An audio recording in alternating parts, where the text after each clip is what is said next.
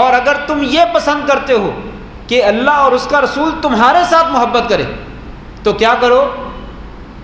وہ لفظ رکھو غور سننے والے، 12 تاریخ کو جھنڈیاں لگا لینا، 12 تاریخ کو جلوس نکال لینا، 12 تاریخ کو جو ہے وہ لائٹیں لگا لینا، اچھے کھانے بنا لینا، مردوں اور عورتوں کا اختلاط کر لینا، بھنگڑے ڈال لینا۔ فرمایا نہیں، فَلْيَصْدُقْ حَدِيثَهُ إِذَا حَدَّثَ۔ لوگوں اگر تم مجھ سے سچی محبت کرتے ہو اور چاہتے ہو اللہ اور اس کا رسول تم سے محبت کرے تو کیا کرو؟ جب بھی بات کرنی ہے تو سچ بولنا، جھوٹ نہیں بولنا۔ رحمان صاحب فاضل مدینہ یونیورسٹی صاحب کا مسجد نبوی جامع صدیقیہ فیصل آباد تشریف فرما ہے۔ سیرت النبی کا کوئی بھی موضوع ہو، کوئی بھی سبق ہو، اہمیت سے خالی نہیں، لیکن آج کا سبق، آج کا درس، آج کی نشست بہت ہی زیادہ اہمیت کی حامل ہے۔ یہ موضوع انتہائی اہم، میلاد مصطفیٰ اور ہمارے ربیع الاول کا مہینہ ہم کیسے گزارتے ہیں، ہمارے معاشرے میں کیا کچھ نئی چیزیں ہیں جو ہو رہی ہیں اور وہ نہیں ہونی چاہیے۔ صحابہ کرام رضوان اللہ علیہم اجمعین، ان کے لیے جب یہ ربیع الاول کا مہینہ آیا تھا ان کی کیفیت کیا تھی؟ سیدہ فاطمہ رضی اللہ تعالی عنہ وہ کیا کہتی تھی اس مہینے میں؟ یہ ساری باتیں استاد محترم بیان فرمائیں گے۔ انتہائی اہم موضوع ہے، تمام احباب تشریف رکھیں، اللہ رب العزت انشاءاللہ بہت زیادہ فائدہ دے۔ اللہم انفعنا بما علمتنا وعلمنا ما ينفعنا وزدنا علما رب اشرح لی صدری ویسر لی امری واحلل عقدۃ من لسانی یفقہوا قولی اما بعد فاعوذ باللہ من الشیطان الرجیم لقد من اللہ علی المؤمنین اذ بعث فیہم رسولا من انفسہم یتلو علیہم آیاتہ ویزکیہم ویعلمہم الکتاب والحکمہ وإن كانوا من قبل لفی ضلال مبین۔ حضرات گرامی قدر، موضوع کی سماعت آپ نے کی ہے کہ ولادت رسول صلی اللہ علیہ وآلہ وسلم اور ہمارے رویے۔ یہ موضوع تو بہت زیادہ تفصیلی ہے، وقت انتہائی شارٹ اور مختصر ہے۔ انشاءاللہ اس مختصر سے وقت میں جو ضروری باتیں ہو سکیں اللہ کی توفیق سے آپ کے سامنے ذکر کرنے کی کوشش کروں گا۔ نبی کائنات حضرت محمد الرسول اللہ صلی اللہ علیہ وسلم کے مقام اور مرتبے سے کوئی بھی آدمی غافل نہیں ہے۔ اللہ کریم نے آپ کو بہت اونچا مقام عطا فرمایا، اتنا اونچا مقام عطا فرمایا کہ کائنات میں اللہ کے بعد اگر کسی ہستی کا مقام اور مرتبہ ہے تو وہ ہمارے پیارے محمد صلی اللہ علیہ وسلم، ہمارے پیارے نبی اور ہمارے پیارے حبیب علیہ الصلاۃ والسلام کا ہے۔ اللہ کریم نے قرآن مجید میں ذکر کیا وَإِذْ أَخَذَ اللَّهُ مِيثَاقَ النَّبِيِّينَ لَمَا آتَيْتُكُم مِّن كِتَابٍ وَحِكْمَةٍ۔ اللہ کریم نے تمام نبیوں سے عہد لیا، اے آدم علیہ السلام، اے نوح علیہ السلام، اے موسیٰ اور عیسیٰ اور ابراہیم علیہم السلام، اے تمام نبیوں اور تمام رسولوں، مجھے ایک وعدہ دے دو، تمہاری نبوت چل رہی ہو، تمہاری شریعتیں جاری اور ساری ہوں، میرا ایک پیغمبر آ جائے جو آنے والا ہے تو تمہارے اوپر لازم ہے کہ تم اس پر ایمان لاؤ اور اس کی مدد کرو۔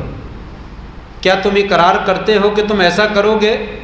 قالوا اقررنا، سب نے اقرار کیا، یا اللہ تیرا پیغمبر ہے، تیرا نبی ہے، تو نے بھیجا ہے اور تو ہمیں حکم دے رہا ہے، ہم میں کیا مجال ہے کہ اس کی مخالفت کریں؟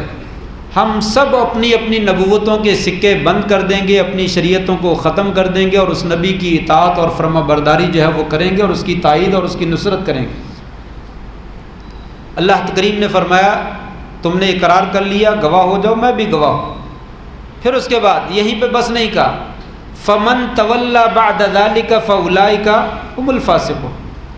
اے میرے نبیوں، اے میرے پیغمبروں، آدم، ابراہیم، نوح، موسیٰ، عیسیٰ علیہم السلام، تم سب یاد رکھ لو، اگر تم نے اس کے بعد روگردانی کی، اس عہد سے انکار کیا، منہ موڑا، تو یاد رکھو انبیاء کی صف سے نکال کر فاسقوں کی صف میں شامل کر دوں گا۔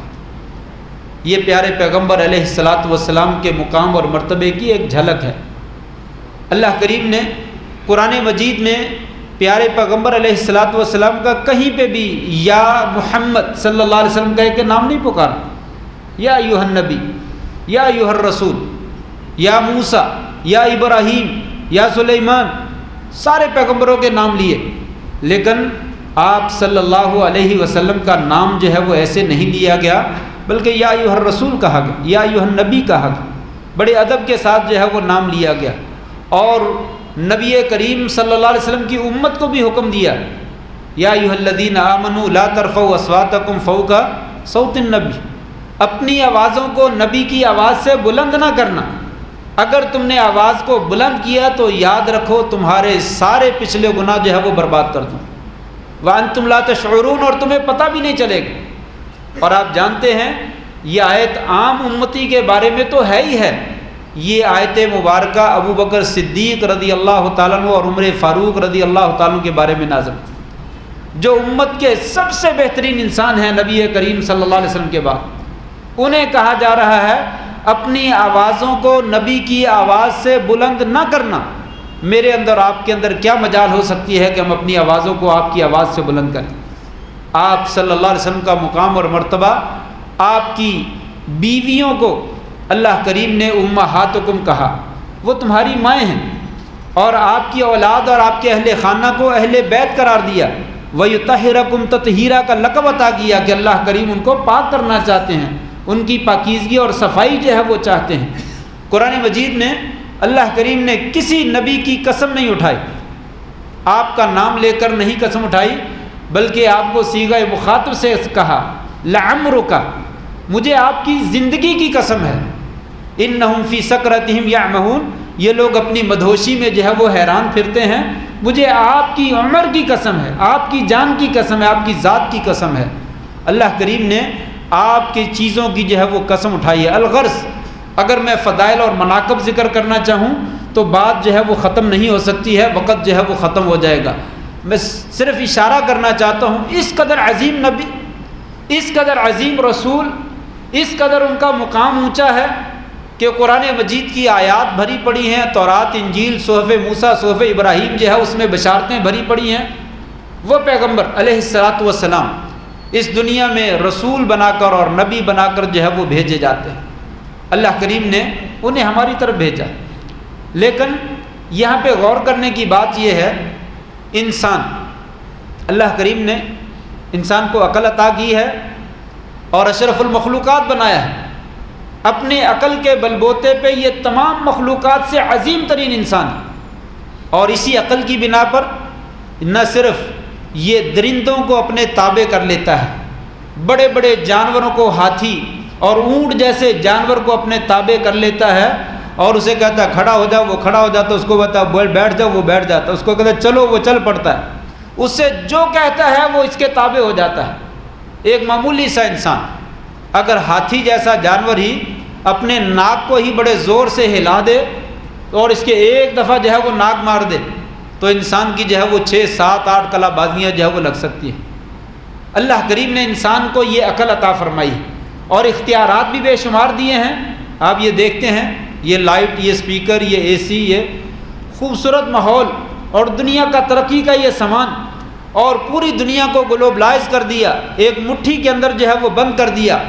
آپ یہاں پہ بیٹھ کر کیمرے کی مدد سے جو ہے مشرق اور مغرب، شمال اور جنوب میں جہاں بات کرنا چاہیں تصویر کے ذریعے بات کر سکتے ہیں، اپنا پیغام پہنچا سکتے ہیں، اپنا پیغام جو ہے وصول کر سکتے ہیں، بلکہ یہاں پہ بیٹھے بیٹھے دوسری قوموں کو تباہ کرنا چاہیں ولیعاذ باللہ تو آپ یہاں پہ بیٹھے بیٹھے انگلیاں مارتے ہیں اور دوسری قوموں کو جو ہے وہ تباہ و برباد کر دیتے ہیں۔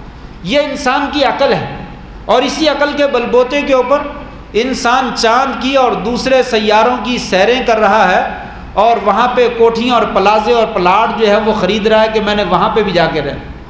یہ انسان کی عقل ہے۔ اس عقل کے باوجود اللہ تبارک و تعالیٰ نے کہا، اے انسان، صرف تو اپنی عقل کی بنا پر کامیابی کا اور کامرانی کا راستہ جو ہے وہ انتخاب نہیں کر سکتا، صرف اپنی عقل۔ اگر ہم تجھے راستہ نہ دکھائیں، اگر ہم تجھے راستہ دکھائیں گے تو تجھے سیدھا راستہ مل سکتا ہے، اگر راستہ نہ دکھایا تو تجھے راستہ نہیں ملے گا۔ مثلا دنیا میں کامیابی، کامرانی ہر شخص کا سنہرا خواب ہے، ہر شخص خواب دیکھتا ہے کہ دنیا میں کامیاب ہو جاؤ، اور آج کی دنیا میں الامان والحفیظ، جس کو اللہ بچائے شاید بچا ہو، وگرنہ ہر بندے کا ہم اور غم جو ہے وہ کیا ہے؟ پیسہ کما لو، دولت کما لو۔ دولت آپ نے کما لی تو آپ دنیا کے عظیم فرد بن گئے اور ساری کامیابیاں اور کامرانی آپ کو مل جائیں۔ حلال طریقے سے کماؤ، حرام طریقے سے کماؤ، لوگوں کو مارنا پڑے تو مار دو، لوگوں کی عزتوں کے ساتھ کھیلنا پڑے تو کھیل جاؤ۔ آپ کو عزت چاہیے، شہرت چاہیے، جو مرضی کرو اور آپ حاصل کر لو۔ آج بڑے سے بڑا اور چھوٹے سے چھوٹا انسان یہی کچھ کر رہا ہے، چھوٹا چھابڑی والا، بڑے سے بڑا بزنس مین، اور بڑے سے بڑا سیاستدان، اور بڑے سے بڑا بیوروکریٹ، اور بڑے سے بڑا حکومتی عہدے دار کس قدر جو ہے وہ گھپلے کرتا ہے، کس قدر جو ہے وہ کرپشن اور بدعنوانی کرتا ہے۔ کسی انسان سے جو ہے یہ بات مخفی نہیں ہے۔ کس مقصد کے لیے؟ میں کامیاب ہونا چاہتا ہوں، میں کامیاب ہونا چاہتا ہوں، اللہ تبارک تعالیٰ نے مجھے عقل دی ہے، اس عقل کے بوتے پہ میرا سیدھا راستہ یہ ہے کہ اڑا تو جو اڑتا ہے، میری کرسی جو ہے وہ مضبوط ہونی چاہیے۔ اللہ کریم نے فرمایا یہ عقل کے ذریعے، خالی عقل کے ذریعے تو کامیابی کا سیدھا راستہ انتخاب نہیں کر سکتا۔ لوگوں کو تباہ کر کے، لوگوں کی عزتوں سے کھیل کر، لوگوں کی خون کی ندیاں بہا کر تو کامیابی چاہتا ہے، یہ کیسے ہو سکتا ہے؟ یہ تو دنیا داری کا راستہ ہے، دین کا راستہ۔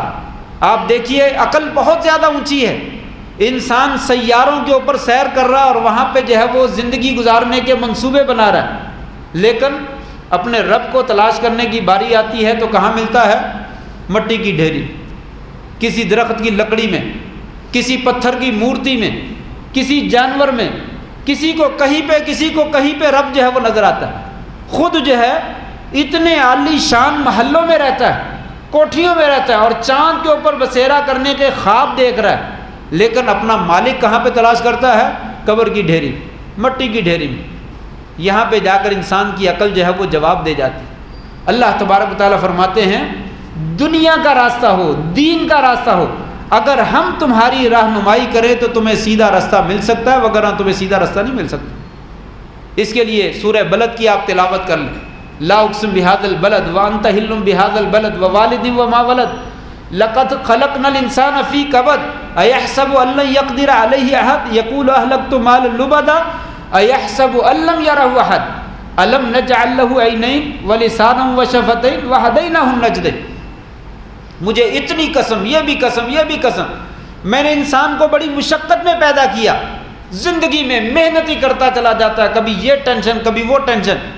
یہ انسان یہ سمجھتا ہے میرے اوپر کوئی قدرت نہیں پا سکتا، میں نے بڑے مال خرچ کیا، میں نے کرسی کو بڑا مضبوط کر لیا، میری کرسی کو ہلا نہیں سکتا۔ یہ خیال کرتا ہے اس کو کسی نے دیکھا ہی نہیں ہے، یہ ذرا غور تو کرے صحیح۔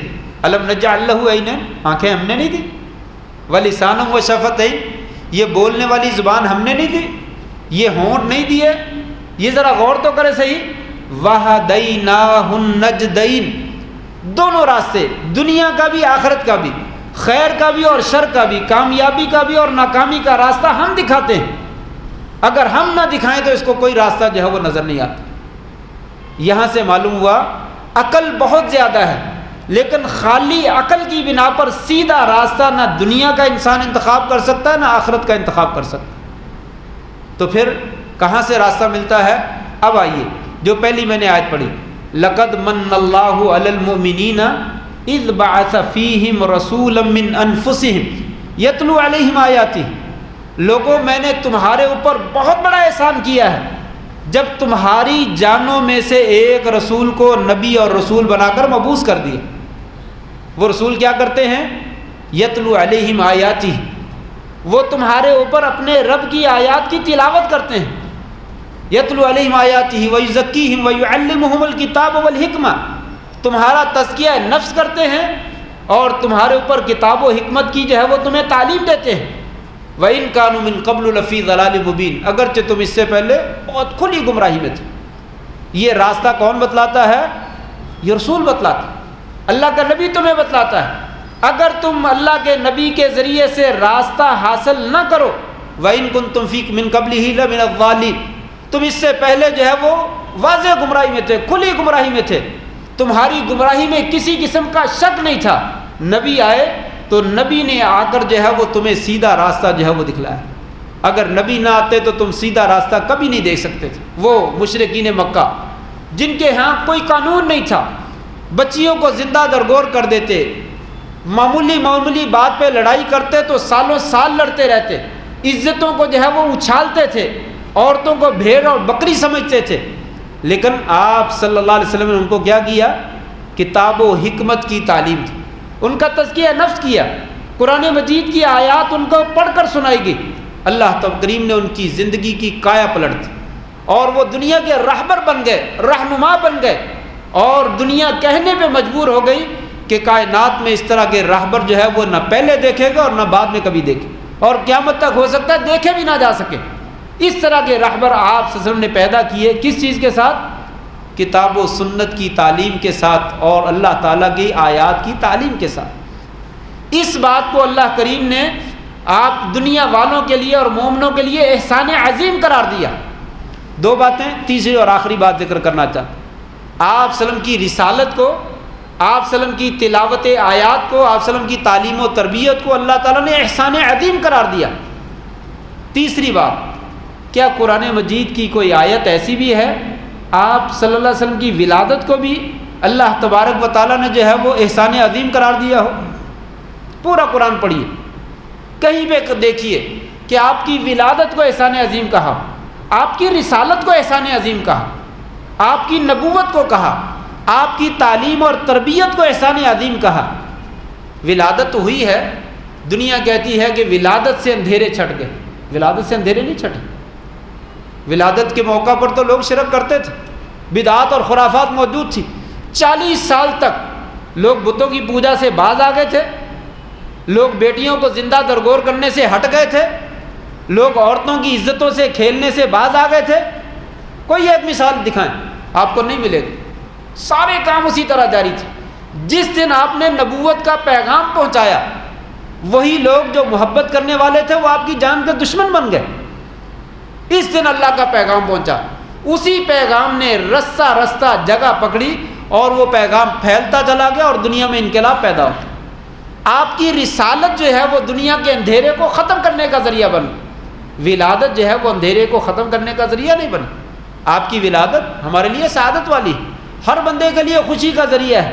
اور آسم کی ولادت کی خوشی آپ گھر والوں نے نہیں منائی، عبد المطلب نے منائی، آپ کے خاندان والے نے منائی۔ ابو لہب نے جو ہے وہ لونڈی آزاد کی، لوگ پیش کرتے ہیں، ٹھیک ہے کی ہے، لیکن پھر اس کے بعد ولادت والا سال کبھی نہیں آیا۔ ابو لہب نے اگلے سال پھر لونڈی آزاد کی، تیسرے سال پھر لونڈی آزاد کی۔ عبد المطلب نے دوسرے، تیسرے، چوتھے اور 5ویں سال پھر جو ہے وہ جشن منائے، پھر دعوتیں کی۔ ذرا غور کیجئے، آج جو ہم کام کرتے ہیں کہ 12 ربیع الاول کو جھنڈیاں لگائی جائیں، لائٹیں جلائی جائیں، جلوس نکالے جائیں، مرد اور خواتین حضرات کے جو ہے وہ گروپ بن کے باہر جو ہے وہ نکلے، اچھے لباس جو ہے وہ پہنے جائیں، اچھے کھانے جو ہے وہ بنائے جائیں، یہ سارے کام کیے جائیں، اس میں کچھ جو ہے وہ دنیاوی طور پہ بھی ہیں اور کچھ اخلاقی طور پہ تباہی کا شکار بھی ہیں۔ آپ صلی اللہ علیہ وسلم کی قبر مبارک کی شبیہ بنائی جاتی ہے، اس کو جو ہے وہ لے جایا جاتا ہے، بیت اللہ کی شبیہ بنائی جاتی ہے، ان کے طواف کیے جاتے ہیں، 2 رکعتیں نماز پڑھی جاتی ہیں۔ ان تمام معاملات کو سامنے رکھ کے آپ غور کیجئے، کیا عبد المطلب نے بھی یہ کام کیا؟ ابو لہب کا حوالہ دیا جاتا، اس نے لونڈی کو آزاد کی تھی، خوشی منائی تھی، چلو مان لو منائی تھی، کیا ابو لہب نے دوسرے سال بھی ایسا کیا؟ تیسرے سال؟ 40 سال تک نبوت نہیں ملی، 40 سال تک کسی نے ایک مرتبہ کیا ہو؟ چلیے چھوڑیے اس بات کو بھی، 40 سال کے بعد نبی کریم صلی اللہ علیہ وسلم کی نبوت شروع ہو جاتی، 23 سالہ نبوت کا عرصہ ہے، 23 سالہ نبوت کے عرصے میں آپ نے بھی یہ جشن منایا 12 ربیع الاول کو۔ جس تاریخ ولادت کے بارے میں تاریخ میں اتنا اختلاف ہے، ایک قول یہ ہے 2 ربیع الاول کو پیدا ہوئے، دوسرا قول یہ ہے 8 ربیع الاول کو پیدا ہوئے، تیسرا قول یہ ہے 9 ربیع الاول کو پیدا ہوئے، چوتھا قول یہ ہے 10 ربیع الاول کو پیدا ہوئے، پانچواں قول ہے 12 ربیع الاول کو پیدا ہوئے، چھٹا قول ہے 10 محرم کو پیدا ہوئے، ساتواں قول ہے کہ آپ محرم کے مہینے میں نہیں سفر کے مہینے میں پیدا ہوئے، اور ایک قول یہ بھی ہے کہ رمضان کے مہینے میں پیدا ہوئے۔ یہ سارے تاریخ میں لکھے۔ پیر عبد القادر جیلانی کے نزدیک غالباً محرم کے مہینے میں پیدا ہوئے، اور احمد رضا خان بریلوی کے نزدیک کسی اور 8 ربیع الاول کے دن جو ہے وہ پیدا ہوئے۔ کون سی تاریخ طے ہے؟ تاریخ کو پڑھ کے تو دیکھیے صحیح۔ پہلی بات تو یہ ہے کہ تاریخ میں ہی شدید اختلاف ہے کہ آپ صلی اللہ علیہ وسلم کی ولادت کا دن جو ہے وہ کون سا ہے۔ 2 باتیں کنفرم ہے احادیث سے۔ عام الفیل، فیل والا واقعہ جس سال پیش آیا تھا اس سال پیدا ہو، اور صحیح حدیث میں آتا ہے سوموار کے دن پیدا ہو۔ بس تاریخ کے بارے میں کوئی کنفرم۔ اب آئیے 23 سالہ آپ کی نبوت کا زمانہ، آپ کی زندگی میں 12 ربیع الاول کبھی نہیں آیا۔ آپ نے ایک ضعیف روایت دکھائیے، صحیح تو چھوڑیے، ضعیف ہی دکھائیے، نبی کریم صلی اللہ علیہ وسلم نے 12 ربیع الاول کو کچھ بھی کیا، کچھ بھی کیا، کچھ لائیے۔ چلیے چھوڑیے، نبی صلی اللہ علیہ وسلم نے تو نہیں کیا۔ ابوبکر صدیق رضی اللہ تعالیٰ 2 سالہ خلافت ہے، 2.5 سال کے قریب، 2 سال دفعہ ربیع الاول آیا۔ 2 سالوں میں 12 ربیع الاول کا دن آیا، کچھ کیا ہو نہیں ملے گا۔ عمر فاروق رضی اللہ تعالیٰ عنہ 10 سال خلافت کا زمانہ ہے، 10 مرتبہ دن آیا۔ حضرت عثمان رضی اللہ تعالیٰ عنہ 12 سال خلافت ہے، 12 دفعہ دن آیا۔ حضرت علی رضی اللہ تعالیٰ عنہ 4 سالہ خلافت ہے، 4 دفعہ یہ دن آیا۔ اور پھر اس کے بعد ائمہ دین کی زندگیاں ہیں، 4 امام ہیں۔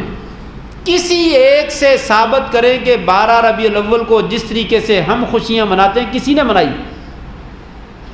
یہاں پہ میں صرف ایک لمحہ فکریہ کے طور پہ بات کہنا چاہتا ہوں۔ عام طور پہ یہ ایک بہت خطرناک قسم کا جملہ بول دیا جاتا ہے کہ آج سوائے ابلیس کے سبھی خوشیاں منا رہے ہیں، آج سوائے ابلیس کے سبھی خوشیاں منا رہے ہیں۔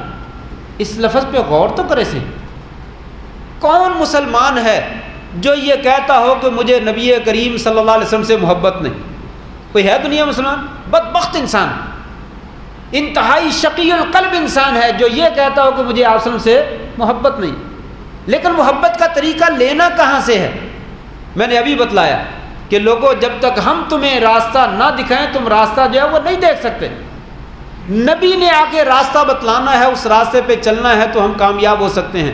اگر نبی راستہ نہیں بتلاتے تو ہم کبھی کامیاب نہیں ہو سکتے۔ کیا یہ راستہ جو آج ہم نے اختیار کر لیا ہے کہیں سے ملا ہے؟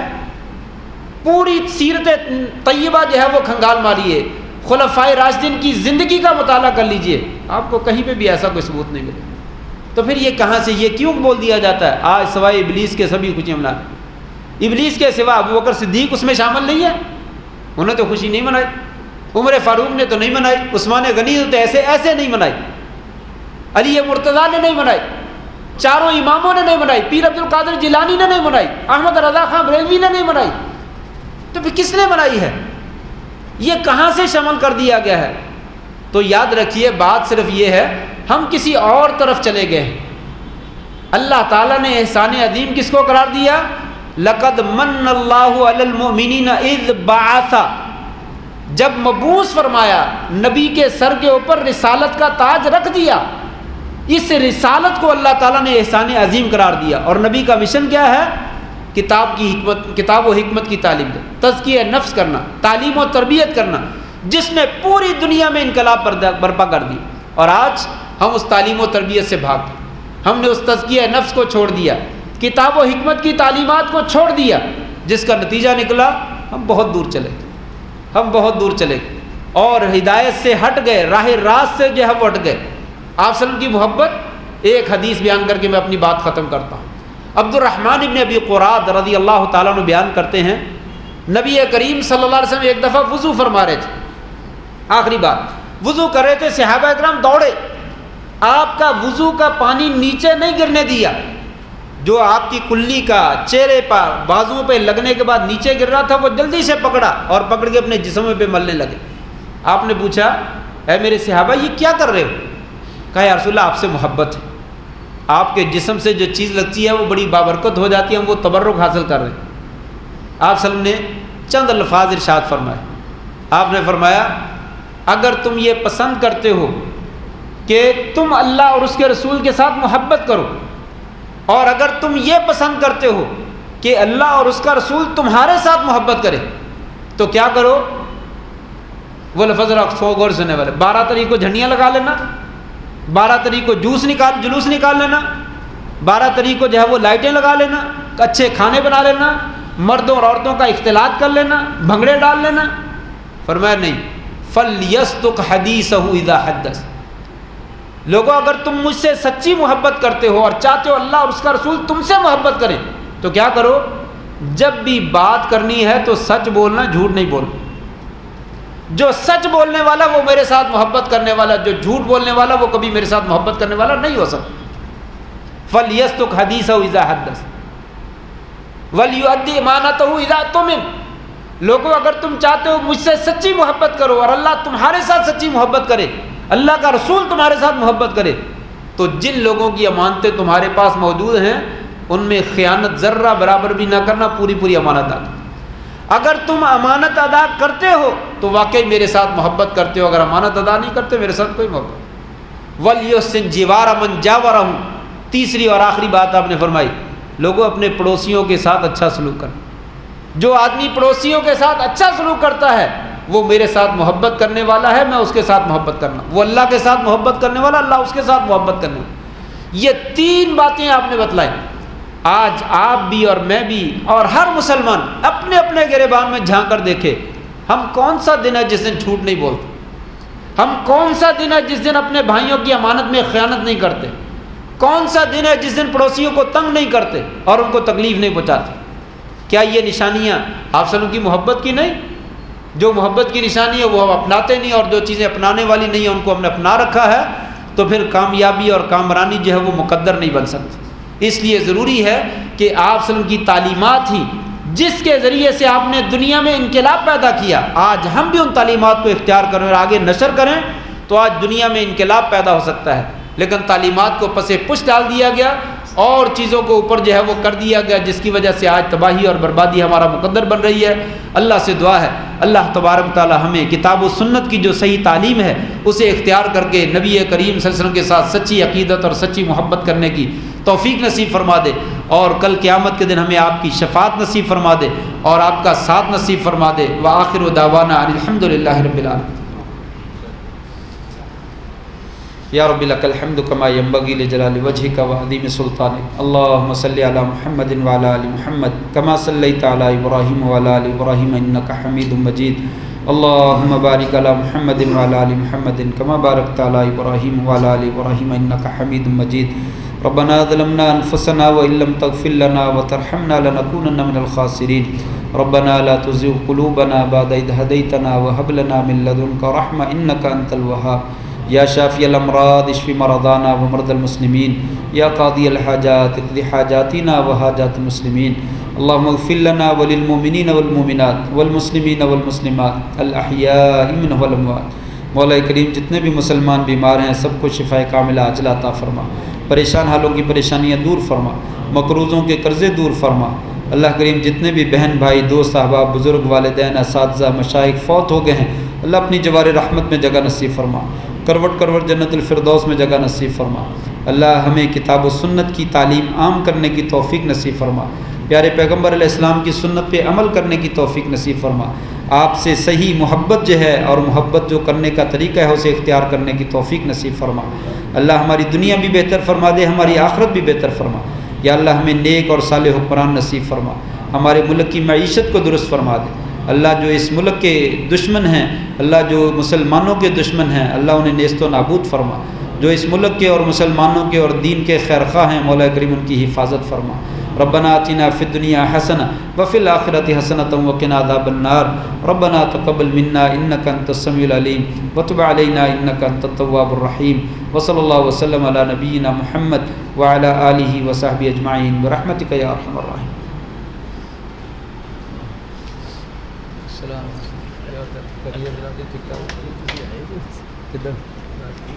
رات سے کام کو میرے بہت کرنے والے سے مدد کی تھی انہوں نے کیا